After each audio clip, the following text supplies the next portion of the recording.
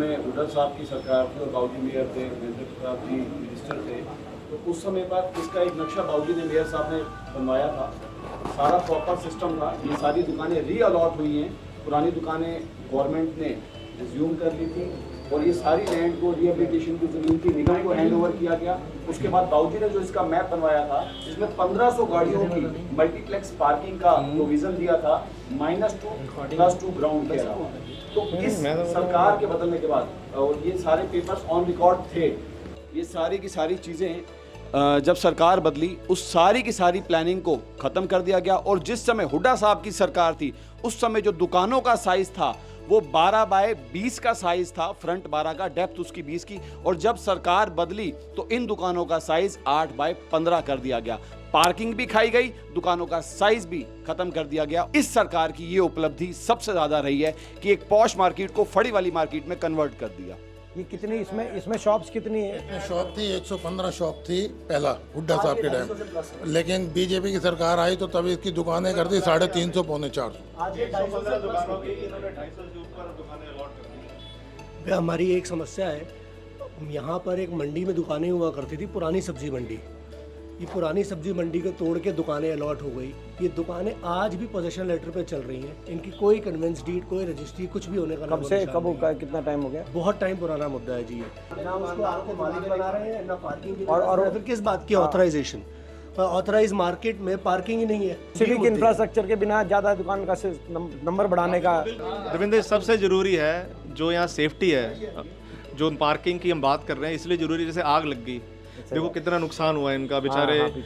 और यहाँ पे कोई गाड़ी नहीं घूम सकती। हम लोग सिर्फ ऐसे दिवाली दशहरे में पटाखे बज रहे हैं, कुछ हो रहा है, आग लग जाए और आनी पाई आती है जब तक काम हो जाता है जी। इस शॉप पे आग लगी? इसी शॉप पे जहाँ बैठे। शॉप पे आग लगी? हाँ जी, 1 साल पहले आपकी शॉप पे लगी?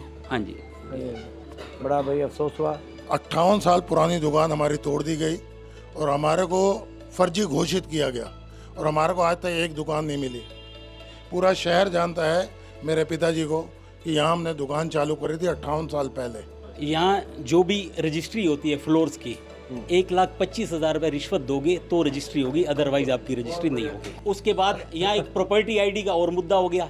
उसके लिए भी लोग लाखों रुपए देने को लिए तैयार हैं। जब तक प्रॉपर्टी आईडी नहीं बनेगी तब तक रजिस्ट्री नहीं होगी। सही बात। और रजिस्ट्री के लिए आप जाओगे, बिना पैसों की रजिस्ट्री होगी नहीं।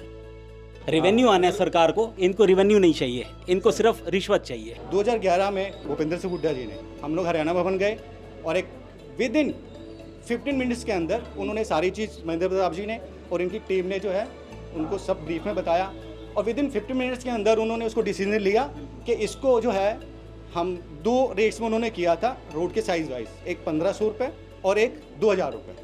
ये पॉलिसी आ गई, बहुत से लोगों ने एप्लीकेशंस दी और काफ़ी लोगों का उसमें आपका ये रेगुलाइजेशन हो गया। 3 पीढ़ी ने मेहनत करके उस मार्केट को, उस शहर को पूरे मानचित्र पे ऊपर हमने नाम दिया फरीदाबाद का।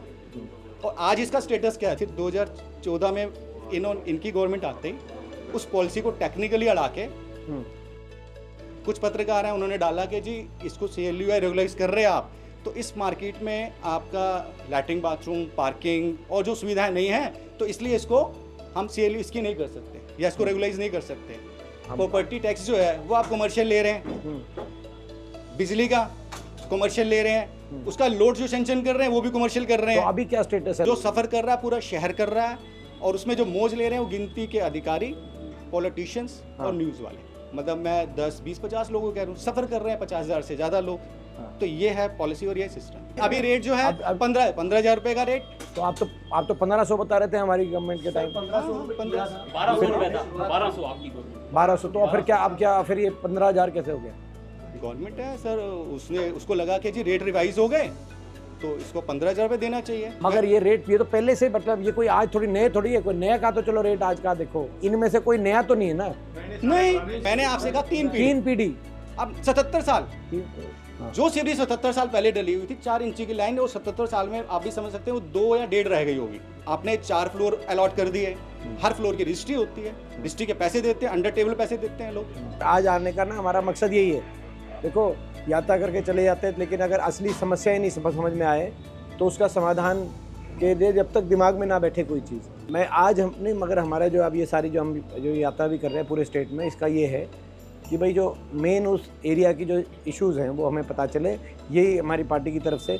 तो ये मैं पहली जो आपने ये बात की ना जो दुकानों वाली, इसका समाधान करेंगे जो आपको एक्सेप्टेबल होगा। ये इसके लिए हम पहले ही एक सोच रहे हैं कि भाई एक हम हरियाणा के अंदर एक बोर्ड अलग से बनवाएं, पंजाबी वेलफेयर बोर्ड, ये हमने अपने मैनिफेस्टो में रखा है। लेकिन ये वाली जो इशू है ना, इस इशू को सेपरेटली, मतलब आज की मीटिंग का एक बड़ा अच्छा पॉजिटिव ये रहेगा, मेरे को ये याद रहेगी बात, आई विल टेक इट एक ही एंड देन पर्सनली। दूसरा पूरे शहर का आपका सीवरेज का वो रिप्लेस होनी हुई चाहिए। सीवरेज का इशू बाबूजी महेंद्र प्रताप जी ने 3 मार्च 2014 को संतों के गुरुद्वारे के सामने एक बहुत बड़ी हार्वेस्टिंग, अप्रॉक्सीमेटली 40 फुट की हार्वेस्टिंग थी, बहुत बड़ी हार्वेस्टिंग उन्होंने पब्लिक को दे दी थी। उस हार्वेस्टिंग से अभी तक रोड की कनेक्टिविटी नहीं की गई। अगर वो रोड की कनेक्टिविटी कर दी जाए, हाँ साल से जी, कनेक्टिविटी नहीं हुई। ये पोजीशन तब है जब पूरे हरियाणा में सेकंड डिस्ट्रिक्ट है जो रेवेन्यू सबसे ज़्यादा देता है सही सरकार, बात। तब ये हाल है। आज से 10 साल पहले जब कांग्रेस की गवर्नमेंट थी ना, बिजली पानी सड़क मुद्दा नहीं होती थी। आज हम फिर वहीं खड़े हैं, हम तरक्की नहीं कर रहे, हम पीछे जा रहे हैं। अब हम एक और चीज़ करने जा रहे हैं, हर विधानसभा के कुछ अपना मैनिफेस्टो बनाएंगे, हर विधानसभा का। एक तो जनरल मैनिफेस्टो हो गया, लेकिन विधानसभा वाइज भी मैनिफेस्टो हम तैयार करेंगे अपने। जो मोटी बातें आपने बताई उनका हम अपने मैनिफेस्टो में भी डलवाएंगे। So nice of you. आप जब सब लोग जीतोगे हम आएंगे आपसे मिलने में।